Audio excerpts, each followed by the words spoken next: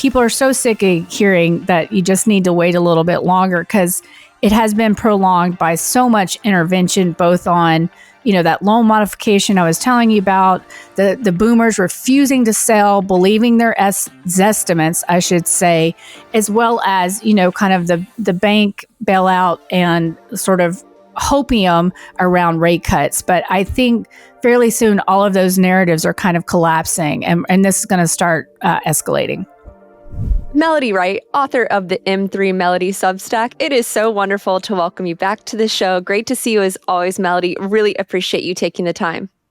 Thank you so much for having me. It's my pleasure, Julia. Well, this audience loves you, and I loved having you on for your debut. Gosh, it would have been probably back in late April, May. I feel like we were still in the spring selling season, if you want to call it even a selling season. Or the not selling season this year. Yeah, exactly. And I really enjoyed the conversation because I have to say, housing is something I'm really interested in. It's an area I don't know much about, but it comes up often on this show. And this audience just loves having you on. So it is an absolute treat. And since it's been a while, and we know housing is a critical component of the economy, let's start with the big picture, as we always do. Where we are today, your outlook, the framework in which you are looking at the world today, how things are going, what you're seeing out there. And as you know, Melody, on this show, you can take all the time you need to set the table when it comes to that big picture view. Sure. So, the summer was kind of quiet, as was the spring, which was not what everyone was hoping for. You saw that inventory build up in the spring. And so you could tell there was a lot of motivated sellers who wanted to offload that inventory. Well, unfortunately, that just didn't happen. We had some of the lowest sales we've seen in almost 30 years. When you look at combined sales, it's really unbelievable, actually, because we've increased population since 2008 by like 21%, yet we were having sales as low as or even lower than 2008 in those months. So it was a very disappointing selling season. On the existing home side, and that's, I think, Julia, like for people who don't follow this like I do, it must be so confusing because you will think that you just heard about home prices and then, 2 weeks later or a few days, you'll hear again. But the housing market is divided between the existing homes, think used homes, and new homes. And one of the reasons I knew early on we were going to be in trouble is that we went and we built a whole bunch of new homes because we were all convinced about this inventory shortage. And again, we have a lack of affordable inventory, but that's a different thing than an actual housing shortage. And so what the builders did is they went out and they just built and built and built. And this is what I saw when I went on the road in 2023. And then I saw again when I go back every single time, wherever there was some, empty space, they were building. And it was, honestly, between Austin and San Antonio right now, it's just one big new build site. It's insane. And so they've overbuilt. And this is dragging on to the existing home market because what the builders are doing is they're really giving these incentives and buy downs, and they're emptying out the city centers because people can't really afford in the city proper, and so they're building out in these exurbs, and so people are being enticed out there with all of these different incentives and low prices. And so one of the most interesting things that we've seen this summer, Julia, is that on average since 2012, new homes, that median price is about $50,000 higher than existing homes. You now have an inverse relationship where new home median price just came in for July around, I think, $407,000, whereas existing home median price is around that $422,000 mark. And so something I put on X Twitter is like, the effective price is actually even different. Like Lennar, who's a very large home builder, in their earnings, they said they basically 13.3% of that price they're having to kick in to incentives. So if you think about that, $50,000 off that 400,000, you're looking at a median price of around 350,000 for a brand new home, when existing homes are going for much more because sellers are just delusional. And so, the housing market is, of course, impacted by what we're seeing with unemployment, layoffs, things like that. But it's impacted it's more sensitive to what's happening right now, Julia, because the housing market is no longer about housing for you and me. As we know, first-time home buyers were the lowest on record since they started tracking in the 80s last year. That just tells you that this housing market is about investment. And then, quite frankly, that started in the late 90s. You can go look at historical schedules and see how, every time we got into trouble, they tried to use housing as a way to juice the economy. We saw that, in the 90s, in the late 90s, early 2000s, and again recently. The problem is they weren't really building for you and me, or the people that would like to buy a home. They were building for investment, or for the boomers that had their second, third, fourth properties. But everybody, so essentially what happened at the end of the last crisis, and I think you and I talked about this, is Wall Street came in at the behest of the government agencies to buy up all that foreclosure property. And then we had every television show out there, HGTV, fix and flip. And everybody thought, well, the institutionals are doing it, I'm going to do it. And so people started buying up these houses to flip them and then rent them out because people couldn't afford homes anymore. And they saw rent prices kind of skyrocketing, and that looked like a good investment. Well, here comes COVID, and then everybody gets told by their bank, well, hey, you know what? You really should pivot to a short-term rental, because instead of getting $1,500 a month, you can get $10,000 if you do short-term rental. Now, people didn't think, well, wait, I'm 20 miles out of Austin. Am I really going to get $600 a night? No, the answer is absolutely not. But this is what kind of the non-banks told folks, is like, just come and grab them. So anyway, we're in a market right now that is going to be way more sensitive, because it's not about you and me owning a home. It's about investors who can no longer pencil that investment, and because they're not cash flowing, because property taxes and insurance have gone through the roof, and they can no longer get those cheap borrowings. And so it doesn't make economic sense. And so in those markets where you have a lot of short-term rentals, that's where the trouble started, or I would say the smoke. But it's building and building. And so what 2025 is, Julia, is for 2023 and 2024 was just a frozen lake. I mean, it was just frozen. But what's with a little bit of motivation at the end of 2024, but now we are in motivation that's turning to distress, and you're seeing this as well with foreclosure starts increasing like 30%. Of course, from very low levels, but this has an impact on the margin when someone has to turn around and they don't want that foreclosure on their credit. And so they start slashing prices. And this is what I'm seeing in client books. And so where we are, it's been kind of quiet this summer, but in October, and I'm sorry, this is taking so long, but I'll finish right here. But in October, the FHA, which this is a program that was meant for first-time home buyers, it's gone completely off the rails. A lot of investors use this program, even though they're not supposed to. And you're hearing a lot about this in the news right now, owner occupancy fraud. Basically, they're using the FHA program, which is supposed to be for people who have trouble getting a loan and can't come up with that down payment, to do these short-term rentals. But what happened last year is the Biden administration put in a very aggressive loan modification program where people could go back over and over again when they got behind. Well, that program is effectively ending at the end of September, and October 1, you will still be able to get a workout, but you will be limited to one every 2 years. As well as, if you have delinquent student loans, you will not be eligible. And this is so critical for our millennials, even our poor Gen Xers and our Gen Z. I had student loans, so, I know, but this is going to cause a lot of trouble, as well as they're putting on some guardrails that you have to make a payment for 3 months, because what was happening is someone would come and say, hey, I haven't been able to pay for 3 months. They say, okay, we'll take care of it. We'll put it at the back of the loan. in a non-interest bearing lien. You can pay it off when you sell your home or pay off your mortgage.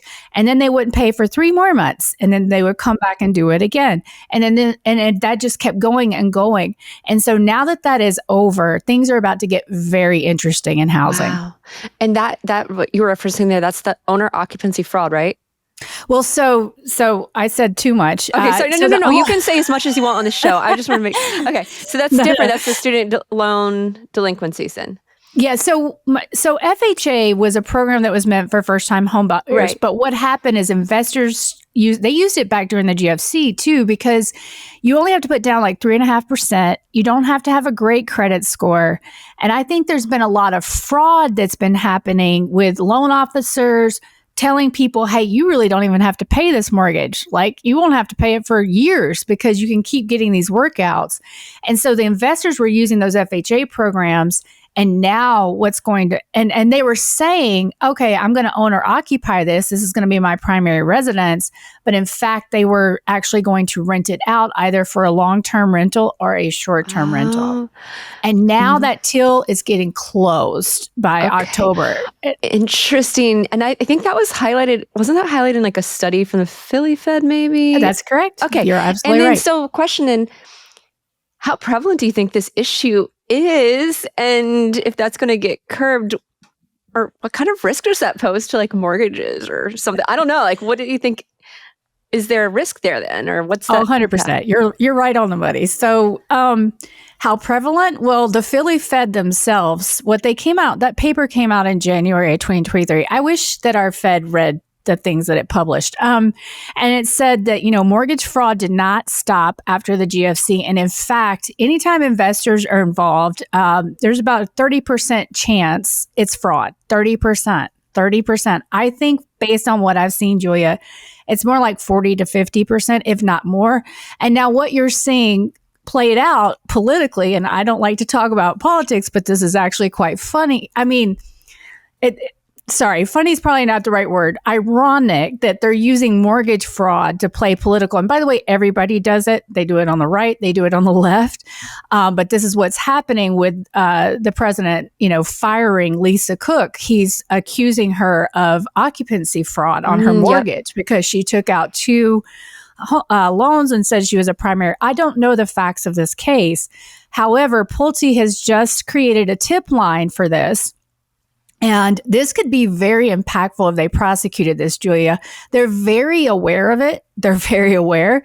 But historically speaking, they haven't been motivated to do anything about it, as well as it's been difficult to prove it because mortgage technology is from 1968, 1972. Like, it is so old, you wouldn't believe it. If you walk into a bank today, you'll see blue and black screens, no lie. But now that we have, kind of more of the technocracy participating in our government, they could quickly find and identify this. The problem is, Julia, it's so rampant. This could be a serious risk to mortgage-backed securities and sort of more on the upfront in terms of people having an appetite for them, because the risk, it's a very complicated thing. But if you get caught doing something like this, the person who kind of originated that loan has to buy it back after selling it. And so this becomes a way riskier prospect, which means MBS won't be priced, at the optimal price, put it that way. So yes, a lot of risks here. This is all kind of breaking news. Who knows? I have a feeling, this is the political play of the day, and it's likely we won't see a ton of systemic change. However, these guardrails in October are going to have a very big impact to the mortgage market if they don't extend the program, which I have a feeling once we get to true distress, where there's no question about delinquency and things like that they'll probably extend the program. But that's okay. It's okay for those of us who want to see home prices correct, because the damage has already been done. Gold prices have been breaking all-time highs this year. But price appreciation isn't the only way to profit from owning gold. You can earn a yield on gold paid in gold without selling your gold or silver. Unlike dollar yields that can be slashed or even go negative, a yield on gold paid in gold means more ounces in your account every month, not paper. Monetary Metals is revolutionizing the way people invest in gold and silver. Instead of paying to own the metal, now you can get paid to own it. Right now, there are opportunities for you to earn 4% on gold paid in gold in their marketplace. The interest you earn is paid in ounces of physical gold or silver, which you get in addition to any price appreciation that comes from gold and silver during the year. The question is this: why earn in dollars when you can earn in gold? Join thousands of investors who are earning a yield in physical gold and silver every month with Monetary Metals. Visit monetary-metals.com/Julia to learn more. Okay, I want to go back to the state of the housing market real quick. You said something about the lowest on record since the 80s. Was that sellers or buyers? Like, what was that again? First-time home buyers. First-time home buyers. Okay. I'm 37. I want to buy my first home. My husband and I have been talking about it. You know I do. And I'm like, I don't want to be a sucker either. And I like to jog in the same neighborhood like every day. And I've noticed the same homes. There's about 9 of them. And they've just been sitting there. They're beautiful. They're gorgeous. Like, but nobody's buying them. And that's like the primo neighborhood. It would be like my dream neighborhood. There's one like entry level one there. That one's not even moving. The one like the ugliest house in like the best neighborhood, even that one's not moving. But also when I look at like the new builds, they're not appealing to me. They kind of feel, this is terrible to say, I'm sorry, I don't want to offend anybody, but they kind of feel a little cookie cutter, not quality. So I'm definitely more like, I want an older home camp, but at the same time, I don't want to pay a ridiculous price because I know they got inflated over the last few years. So what's your kind of outlook on housing? Maybe, is there some hope for first-time home buyers or aspiring ones at some point? Will these prices come down? I've had some guests who say they're never coming back down. Yeah, that's, there are a lot of people, and I understand that position. I understand why they feel that way, but it's usually because they're missing the supply story and the demographics. And our demographics are abysmal. We're not we're not at replacement rate. And so ultimately, the Harvard's done some really good studies about this, that all of the housing bulls ignore about what kind of demand is out there from our demographic growth. And it doesn't look good. And so as those baby boomers age out and, either move into nursing homes or things like that, we know that 15.6 million will leave us between 2025 and 2035, and almost 50 million from 2035 to 2050. And they own the majority of the homes. And so we're already seeing it. This is what's so funny about our media, Julia, is that the inventory is there. It could be caught up in probate. That's when someone dies and the heirs have to figure out what they're going to do with that home. But the vacant inventory is there. And so once people come to finally understand we don't have a housing shortage, which I think, if our immigration policy stays conservative, and in fact, if we see an exodus of any sort, this is going to become obvious very quickly. But yes, there is hope. And I believe, and I meant to start tracking your city, and I was going to do that last time, but I will do that for you because I'm invested now, Julia. I'm going to take pictures and I'll show you the neighborhood that I like to jog Well, I'm invested in your home buying journey now too, because, and you will start to see deals. And there's some really good, there's a software out there that I like to use. They don't pay me. It's just called Property Radar. And I bet if you give me some of those addresses, I'll be able to look them up and tell you the real deal. Maybe it's a divorce. Maybe it's caught up in probate. Maybe there's an owner's lien on it. Maybe they're in bankruptcy. There's all because the housing market moves so slowly, there's all kinds of things that could catch this up. And then they'll kind of, it's the old gradually, then suddenly. I believe, we saw suddenly in terms of inventory at the end of last year, beginning of this year. I think we're going to see that again coming into next spring. But yes, there's hope. And we just have to give it a little bit more time. This could be a multi-year correction, but honestly, I think you're kind of, I would consider in the Midwest, right? Because you're in St. Louis. No, I'm in North Carolina. I'm in Raleigh, North you're Carolina. In North Carolina. That's East right. Coast. That's right. Yeah. Okay, that's right. But a very desirable city too. North Carolina is turning right now as we speak, the entire state. And so there is hope for you. And every state's turning a little bit at a different speed. This is how it always goes. Florida, Texas started the party. California is now joining in force. And we're starting to see the Airbnb northeast towns and places like Westchester County are growing inventory, and they're tipping over right now. And then the Midwest will probably be the last one to join, although it could be a competition between the Midwest and the Northeast. But yes, there's hope, and timing will depend on your area.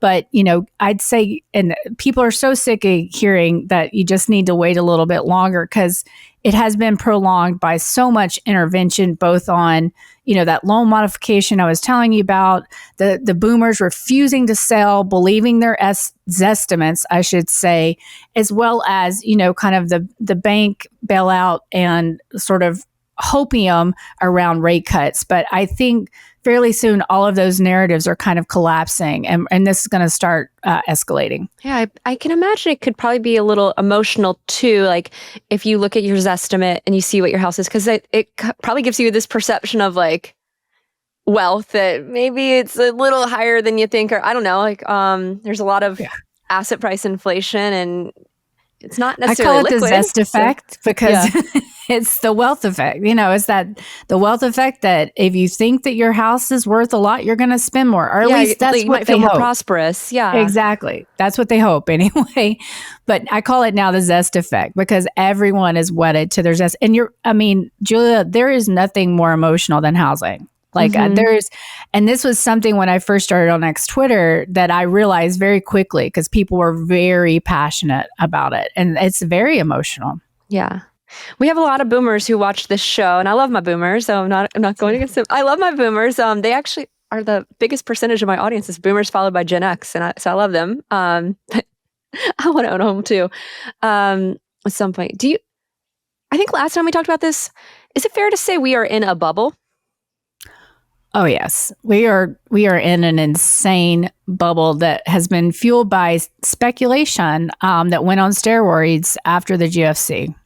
Do you think it's worse? Oh, I do. I don't think that ever fully played out because of that rescue from Wall Street. And what a lot of people say, then BlackRock's just going to come in, or Blackstone, and buy up all the houses again. The only way that's going to happen is if price is correct, because the problem right now, they're net sellers in those cities where they have a large presence, because their property taxes and insurance make it cost prohibitive. And so they're doing things like in places like Atlanta and San Antonio, they're slashing prices. So the only way it makes sense for them is not only do you need cheap borrowings or cheap funding, you have to have those home prices much, much lower, because that's the only way. And insurance. So I was on site at a big three non-bank originator and servicer last week, and they told me over their book, they looked at their whole, 4 million loans, and they said from 2020 to 2025, insurance had increased by 50%. And they did kind of a study and said, what is the tipping point for someone when their escrow goes up? And escrow is where your bank pays your taxes and insurance for you. And so what happens is, even if you haven't put the money in through your payment, that bank or non-bank has to pay it out for you.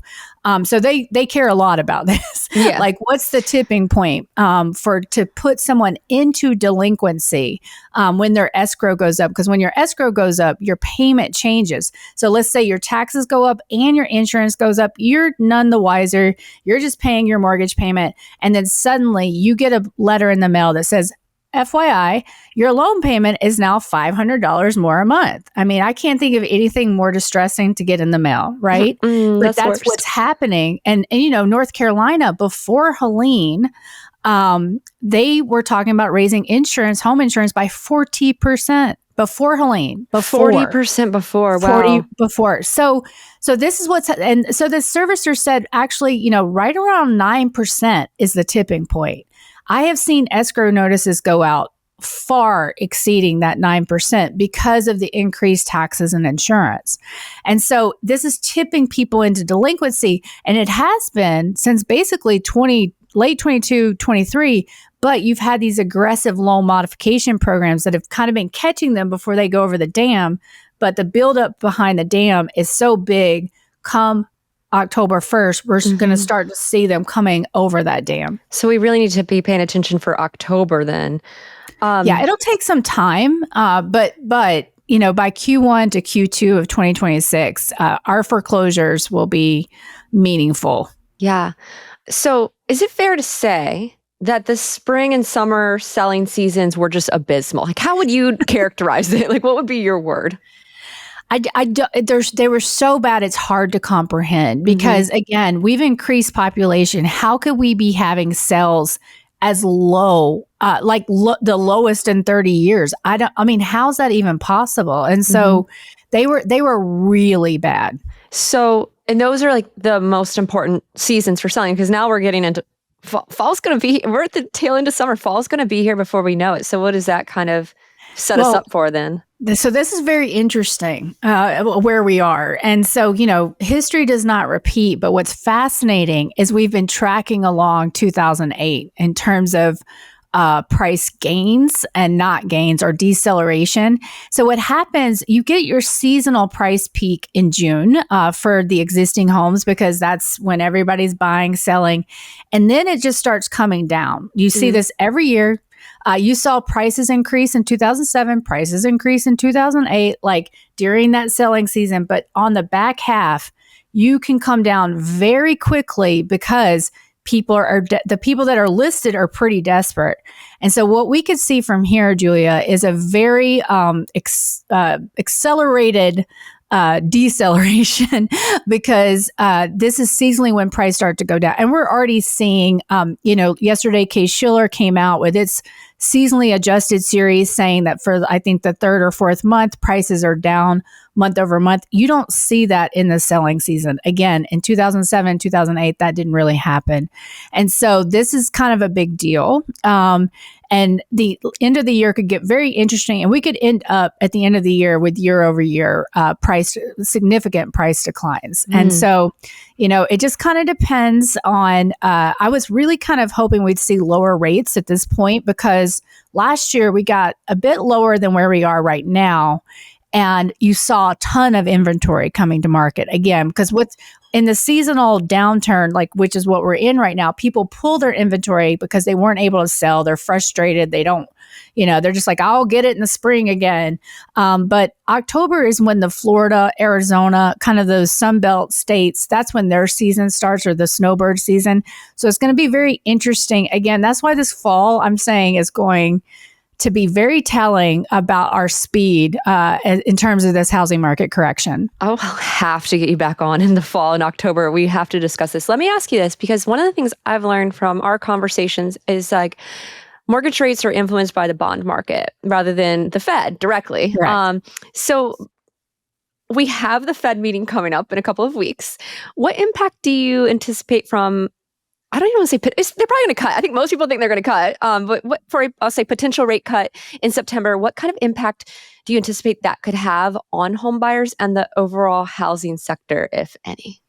It's the question, right? I mean, last year what happened is you saw rates come down in anticipation of that rate cut, and then they just took off, just kind of like they gave the finger to the Fed. Right now, the bond market has been staying very steady where it is. I was hoping we would repeat history of last year, which everybody was front running kind of that Fed rate cut, but we're not. We're sticking pretty in range here. So I don't think it's going to have an impact if they cut. Now, it could be that the bond market's kind of sitting there going, let's see what you really do. Let's see what's really going to happen before it kind of makes its move. But it's so dynamic and there's so many influences. For instance, back in April, when things really got hairy, you did not have foreign demand for that 10-year treasury, which really caused a lot of trouble. if we're in a state of distress, all kinds of things people are, they're having to do whatever it takes to support oftentimes their currency or things like that. And so it's a very complicated bond market. So I just kind of watch it as it is. And right now it's staying pretty steady. So. Melody, I always enjoy our conversations. I love having you on the show. I can't wait to get you back on in October because I think we're going to have some important updates. Let's, before we let you go, let's let folks know how they can support your work. I'm a paid subscriber to M3 Melody on Substack, but I would love for you to share more where they can find you on social. Any parting thoughts that you'd like to leave this audience? The floor is all yours. Okay, sure. You can find my Substack at M3 Melody Substack, my YouTube, M3 Melody's YouTube, and on X Twitter at M3 Melody. Just final words. I know that we all get emotional about housing. I mean, it is shelter. It also often is a marker of where we are in our lives, or at least we take it that way.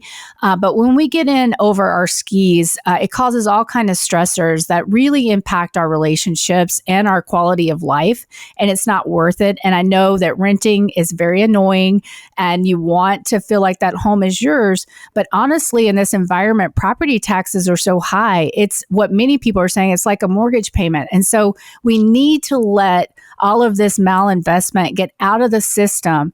And then it will be, I think those first-time home buyers and folks will be able to afford homes again. And so it takes patience and it takes being logical over emotion. But, I say just hold on. And if nothing else, just prevent that stress that could really destroy, relationships. So. Melody Wright, thank you so much for being so generous with your time, all of your knowledge, helping us all learn and get better. I always enjoy your appearances on the program, and I look forward to many more. Really appreciate you. Have a wonderful rest of your day and week. Thank you again, Melody. You too. Thank you so much.